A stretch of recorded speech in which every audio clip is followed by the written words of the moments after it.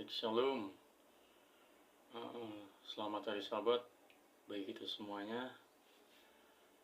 Baik, nama saya Rudi Hartono. Saya ingin mengklarifikasi mengenai beberapa berita yang belakangan ini muncul buat semua teman-teman sejemaat satu gereja. Ya, puji Tuhan, videonya sudah dihapus. Ya, mungkin ada yang kurang pas karena memang waktu itu ada sedikit kesalahpahaman sehingga hal itu bisa terjadi. Saya mengucapkan permohonan maaf kepada semua pihak yang mungkin ada dirugikan dalam hal ini. Dan ya, jadi saat ini saya juga ingin mengklarifikasi beberapa kabar yang mungkin yang lainnya yang sudah beredar juga di kalangan jemaat Advent. Ya, ada banyak berita-berita.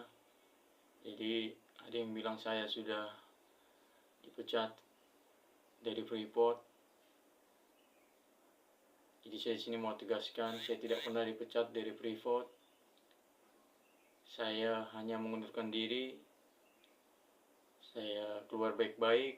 Saya dikasih surat paklaring yang akan ditampilkan di dalam video ini, dan juga mengenai hal yang terjadi di Kalimantan Barat. Saya mau buka saja di sini. Jadi memang waktu itu ada cerita yang cukup panjang untuk diceritakan. Jadi mengenai berita ini saya juga ingin klarifikasi bahwa waktu itu saya pertama kali masuk di Kalimantan Barat. Pimpinan di sana mengatakan bahwa nanti saya akan ditempatkan di Singkawang di sebuah yayasan, dan mereka katakan tolong jangan sampai mempermasalahkan keuangan kepada pemilik yayasan. Kebetulan waktu itu saya menanyakan apakah awal bulan, karena saya waktu itu tidak datang setengah bulan. Setelah setengah bulan menjelang gajian, apakah nanti gajinya dikasih full atau bagaimana, kita tanya waktu itu. Tapi ya jawabnya saya tidak mengerti apakah bercanda. Ya kalau bisa full katanya gitu, kata pimpinannya. Jadi akhirnya waktu itu saya begitulah. Akhirnya saya kewalahan karena pada akhirnya saya hanya dikasih gaji 1 bulan 1 juta, dan saya kewalahan untuk sebulan ke depannya, bulan selanjutnya. Akhirnya saya menanyakan pinjaman kepada pimpinan waktu itu, yang mana dikatakan jangan menanyakan kemana-mana, tanyakan pada kami akan bantu. Yang pada akhirnya mereka ya cuek, dan akhirnya saya disebut-sebut ya terlalu rempong atau bagaimana. Padahal masalah keuangan ya saya bagaimana, memang pengeluaran waktu itu cukup besar di daerah Singkawang, Kalimantan Barat. 1 juta tidak mungkin cukup untuk 1 bulan. Dan ya pada waktu itu menjelang pada waktu itu secara tiba-tiba ketua yang biasanya memberikan uang perpuluhan kepada bendahara yang sebenarnya sudah stay di sana, tapi karena saya tidak tahu waktu itu, kita sempat bicara dalam sepanjang sejarah yayasan itu saya yang digaji paling murah. Ya, saya hanya dikasih 3 juta dan awal bulan itu saya hanya dikasih 1 juta jadinya. Jadi mereka mengatakan di situ paling sedikit gaji 6 juta bahkan sampai 10 juta. Dan tidak lama setelah itu mereka memberikan ya tiba-tiba uang perpuluhan pada saya yang sebenarnya harusnya ke bendahara. Saya tidak mengerti, tiba-tiba disuruh bapak, yang artinya anak ketua menyatakan suruh bapak ngasih sama pak pendeta gitu. Dan akhirnya waktu itu ya saya yang kekurangan uang dan tidak ditanggapi oleh pimpinan seperti yang dijanjikan akan dibantu dalam masalah keuangan sementara. Karena saya menggunakan uang yang ada itu, yaitu 2 bulan perpuluhan. Jadi memang mereka sudah sempat terlambat ngasih perpuluhan sebulan. Jadi waktu itu saya pakai sebagian perpuluhannya karena saya butuh uang. Saya tidak tahu mau bagaimana. Saya bukan dari keluarga yang berada. Saya coba cari keluarga tidak bisa bantu. Ya akhirnya saya gunakanlah itu uang. Dan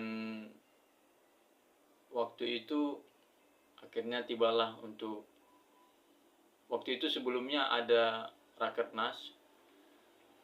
Dalam raker itu ketua menyampaikan bahwa ada kejanggalan di beberapa gereja yang mana perpuluhannya sangat rendah dan ya terkesan ada yang menggunakan uang perpuluhan untuk persembahan.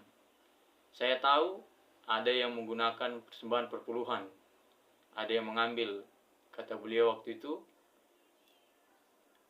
Tapi sampai saat ini, kali ini saya maafkan. Itulah yang waktu itu dikatakan oleh beliau. Jadi akhirnya ya waktu itu karena sudah 1 bulan terlambat, jadi saya pikir ya yang 1 bulan itu ya mungkin itu yang dimaksud, saya pikir begitu. Sudah dimaafkan katanya. Jadi 1 bulan yang telat itu saya ya sebenarnya saya tahan sebentar saja. Saya sampaikan kepada bendahara, lalu saya berikan yang sebulan lainnya yang waktu itu. Dan akhirnya terjadilah percekcokan yang akhirnya disampaikan dan akhirnya saya berikan langsung semuanya, tidak jadi saya pakai. Jadi itulah yang terjadi sebenarnya waktu itu di sana di Kalimantan Barat. Saya tidak ya uang yang sempat saya pakai saya langsung bayar kembali semuanya. Saya kembalikan 2 bulan perpuluhan. Walaupun dari informasi yang saya dapat itu ya mereka bilang ya saya tidak tahu saya maksudnya kemana, tapi ya itulah awalnya kenapa saya bisa sampai berpikir demikian, berbuat demikian ya, karena saya memang bermasalah keuangan. 1 juta dalam 1 bulan, bayar listrik rumah sendiri, air bagi 2, listrik bagi 2. Jadi saya mohon maaf atas keteledoran saya itu, dan itulah yang terjadi. Dan kemudian saya minta maaf, saya menangis ke pimpinan setelah berita itu sampai dari bendahara. Dan ya namanya manusia, saya membela diri saya dan akhirnya mereka memaafkan. Namun mereka terlihat seperti tidak lagi bisa mempercayai saya sebagai pekerja, yang mana waktu itu saya dipindahkan sebuah daerah ke tempat pelayanan saya sebelumnya, yang dimana di sana tidak ada kendaraan, dan untuk melawat 1 jemaat itu membutuhkan waktu 1,5 sampai 1 hari jalan kaki. Dan juga ya di sana di waktu itu kebetulan waktu saya mau ke kantor, HP yang saya biasa gunakan jatuh. Jadi saya tidak punya handphone dan terkendala masalah kendaraan di ladang yang baru. Dan akhirnya saya memohon kepada pimpinan, berikanlah saya kesempatan, saya harus menggunakan HP karena saya terlalu mengambil uang dengan menggunakan HP. Ya mungkin ya juga untuk pelayanan kepada jemaat, saya biasa menggunakan aplikasi-aplikasi yang memudahkan saya yang ada di handphone. Jadi waktu itu saya ajukan permintaan, tolonglah bantu dukung saya supaya saya di sana bisa melayani berjalan dengan baik. Saya memohonkan pinjaman 500.000 untuk handphone. Saya juga sebelumnya sempat meminta bantuan pinjaman dana untuk pembelian sepeda motor bekas atau bagaimana di sana waktu itu. Tapi mereka karena ada mungkin kasus lain juga dari teman-teman yang mereka sudah diberikan pinjaman untuk memiliki kendaraan pribadi, tapi ya mungkin ada masalah, akhirnya saya juga kena. Dan bahkan ketika saya minta bantuan untuk membeli handphone untuk digunakan juga tidak diberikan. Jadi saya waktu itu sudah merasa pusing karena sepertinya pimpinan pada waktu itu sudah tidak serius lagi bekerja sama dengan saya, atau mungkin sudah tidak percaya lagi. Ya, saya merasa kurang pas, dan keluarga saya juga mengatakan bahwa mereka mungkin sudah tidak ingin bekerja sama lagi. Dan akhirnya saya menanyakan lowongan ke Jakarta. Ya, kemudian dari Jakarta melalui Pendeta Namaban, beliau bilang datang saja dulu. Dan waktu itu akhirnya saya izin dari sebelum saya diberangkatkan ke ladang yang baru di pedalaman. Saya akhirnya minta izin, saya minta maaf sekali lagi. Saya tidak siap dengan kondisi seperti itu.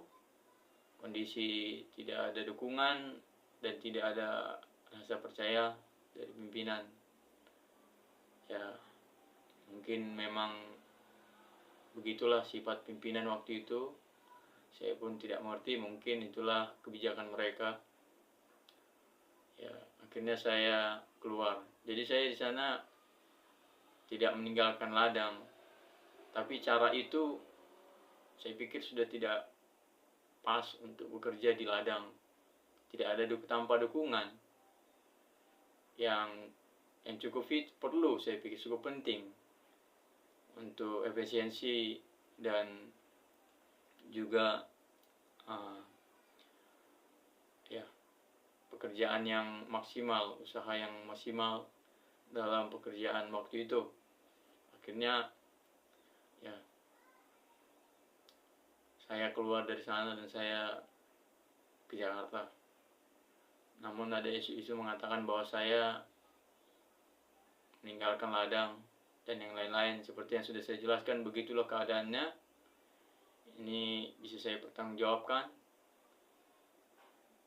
Dan yang baru-baru ini saya juga dikabarkan bahwa saya itu mengada-ada atau sebagaimana ketika saya melayani di Jakarta. Jadi ada rekamannya mengenai itu, bahwa sempat kita berbicara bahwa mereka ingin menggunakan saya selama 2 tahun di Kayu Putih. Ada rekamannya yang saya akan putar dalam video ini. Jadi saya mempertanyakan sikap gereja gitu di perusahaan atau usaha begitu pun, kalau pekerjaannya sakit itu pekerjaannya berobat dulu. Sekarang mau pakai peraturan begitu, pertanyaannya sekarang ada tak kontrak kan gitu.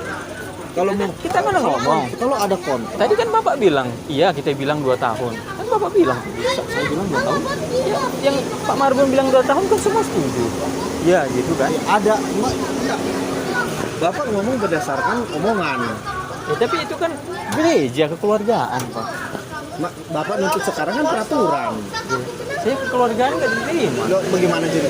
Bapak tidak bisa menuntut. Bapak tidak bisa menuntut kalau berdasarkan perkataan kan? Ya. Gitu. Jadi kalau mau berdasarkan perkataan kan bisa ngeles, bisa ngeles. Makanya kalau mau berdasarkan peraturan harus ada kontrak.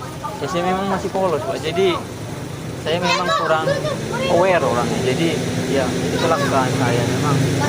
Jadi saya yang sial sekarang karena. Tapi saya anggap itu waktu itu ya kekeluargaan, apalagi ada orang-orang tua, saya anggap orang tua mereka kan. Tapi ya begitulah. Ya, demikianlah dikatakan bahwa ya kalau saya menganggap waktu itu adalah kekeluargaan karena ada dosen di kampus saya, ada juga bapak satu marga.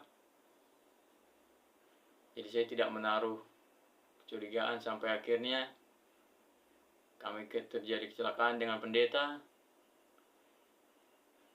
pada saat pelayanan mau pulang. Pendeta waktu itu tanyakan ketika kami jatuh, dia tanya bagaimana kamu? Lalu saya tunjukkan tangan saya yang tidak tahu saya kalau itu patah tapi bengkak. Ya sudah, nanti itu sembuh katanya. Tapi semakin sakit, saya minta dicek, nggak usah katanya. Akhirnya ketika saya paksa, karena saya paksa, dibawa saya ke dukun tukang urut pertama itu, waktu itu bilang tidak ada yang patah. Dan ya akhirnya kami pulang, tapi masih sakit sampai 2 hari 3 hari. Akhirnya saya mencoba menyampaikan kepada ketua Marbun. Ketua Marbun akhirnya inisiatif membawa saya ke dukun patah yang terkenal. Jadi waktu itu mereka bilang bahwa bahwa kalau operasi akan buang-buang duit. Tidak ada artinya operasi, katanya begitu. Walaupun waktu itu tidak cocok dengan hati saya tidak bisa memaksa.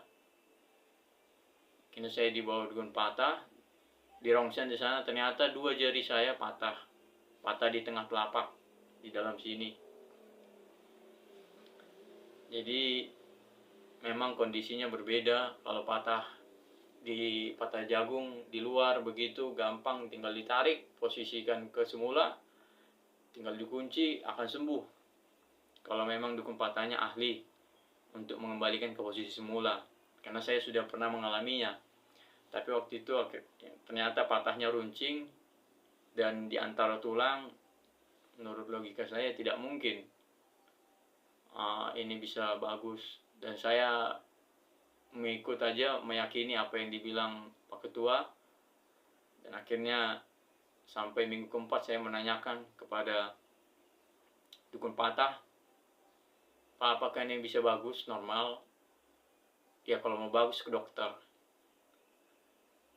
Dukun patahnya bilang demikian karena memang jujur dia. Saya pun tahu ya, sebenarnya simpel kan, metode penyembuhan. Manusia bisa menyembuhkan dirinya termasuk tulang, asal diposisikan ke semula yang pas. Tapi waktu itu saya tulangnya sudah overlap sekitar 1 atau 2 mili keduanya, sehingga menyebabkan pemendekan pada tulang tangan saya yang kelihatan ini kalau dipertemukan ini panjang sebelah kiri dan kanan, sehingga juga mengganggu pergerakan normal, tidak mencapai pergerakan fleksibel yang normal.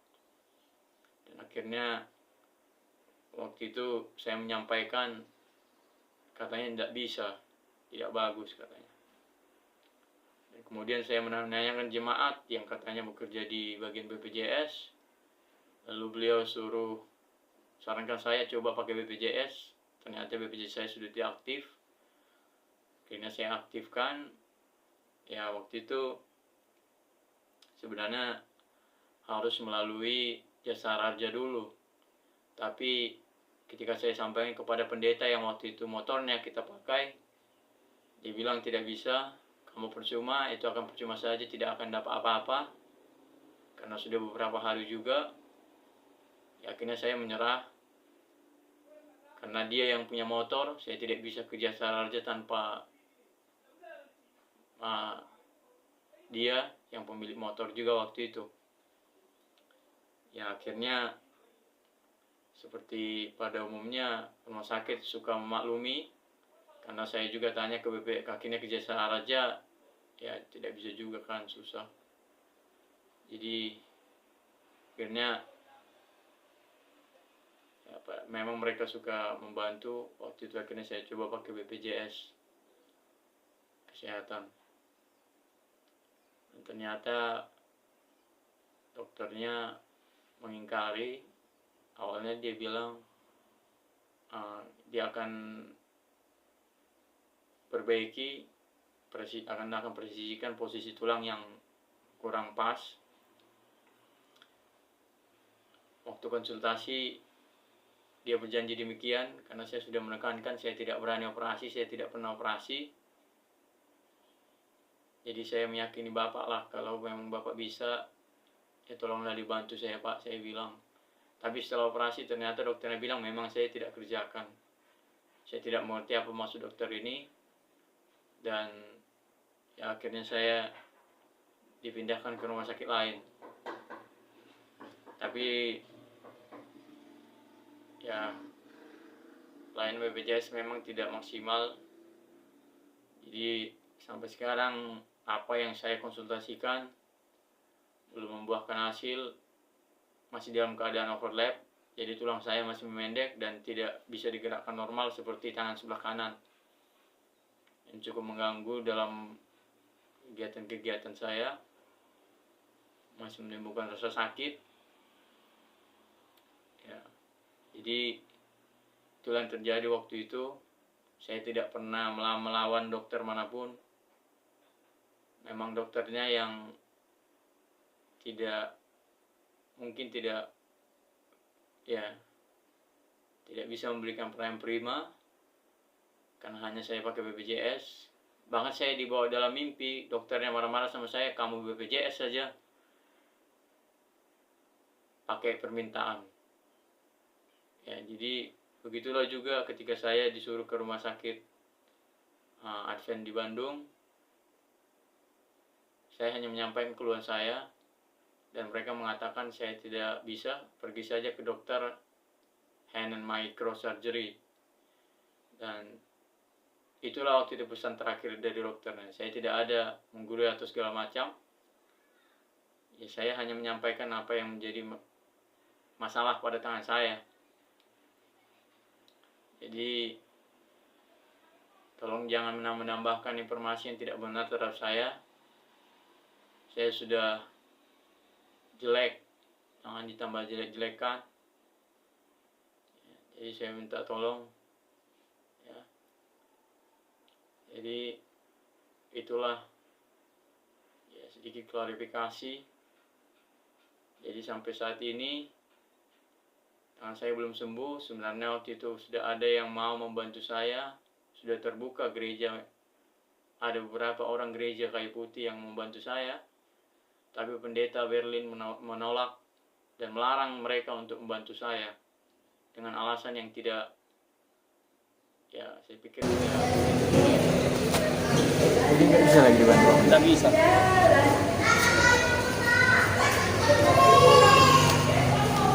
Harga bisa balik. Jadi Bapak suruh jemaat untuk dia bantu. Jadi bilang nggak boleh, jangan kalian bantu-bantu. Jadi Bapak suruhlah supaya jemaat nggak bantu ya. Udah bilang, di majelis bilang. maksudnya bagaimana. Jadi ya saya mohonkan sekali lagi, tolonglah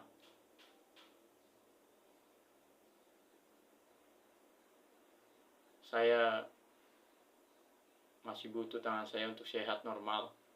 Kalaupun nanti rezeki saya bukan jadi pendeta, setidaknya ketika saya mengerjakan pekerjaan lain, saya boleh mengerjakannya dengan normal.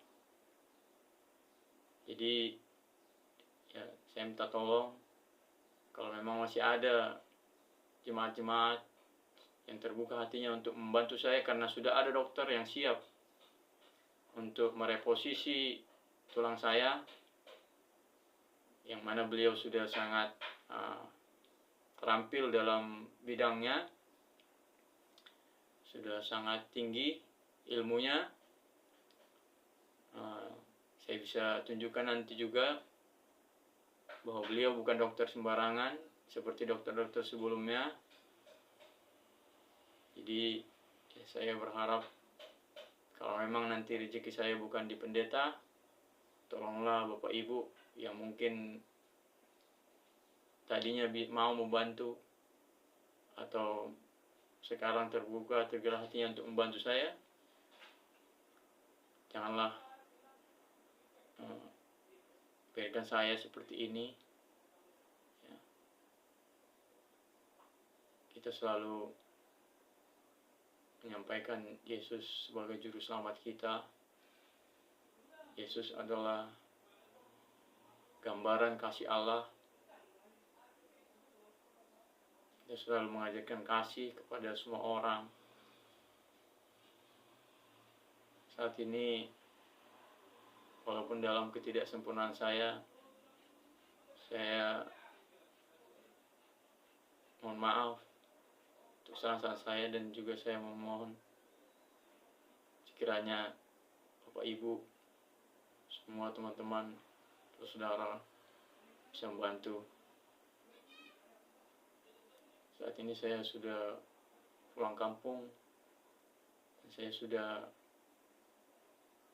beribadah dengan saudara saya seiman kembali, saudara Advent.